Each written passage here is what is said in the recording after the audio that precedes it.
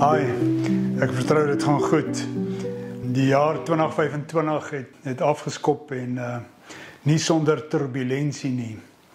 Ek praat so 'n week of twee terug op 'n plek en ek sê vir die groep, jy weet dat hierdie jaar gaan baie uitdagend wees en baie turbulent en daar gaan baie onsekerheid wees. En die ene vra vir my, maar hoe weet jy dit? Ek sê nee, ek weet dit nie, ek voel dit net, ek voel dit aan. En ek moet sê, sover het 2025 nie teleurgestel nie. Globaal, internasionaal, baie spanning. Ons eie regering en ons eie land, intern en so ook in verhouding tot die res van die wêreld, baie turbulentie, baie spanning. En saam met dit kom verskriklik baie onsekerheid. En dan plaaslik ook. En ons maak sin van dit.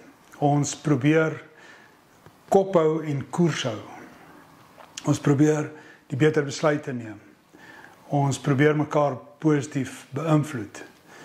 Maar dis nie regtig wat gebeur nie. Dis asof die wig wat tussen ons ingedryf word net nog sterker en nog skerper is.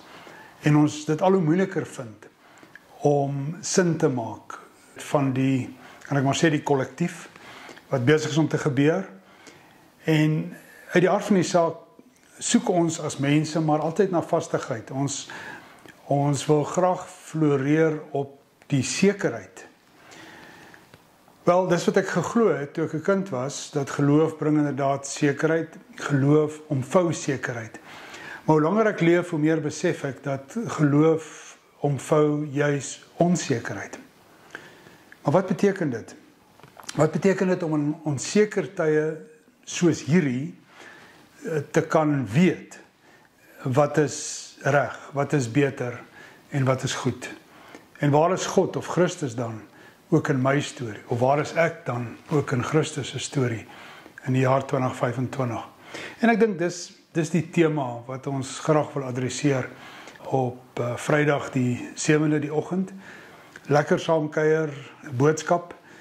En dan vertrou ek, sal daar vir ons ook 'n rustigheid kom in die gesprek, 'n kalmte. Want uiteindelik is dit die belangrikste, 'n kalmte van gees, 'n kalmte van iets wat van binne afkom. Iets waarvan ons oortuig is, maar ook iets wat ons help om te deel met hierdie spanning en hierdie onsekerheid in die tyd waar ons is. So ek sien baie uit na die gesprek en ek wil jou graag nooi om dit saam met ons mee te maak.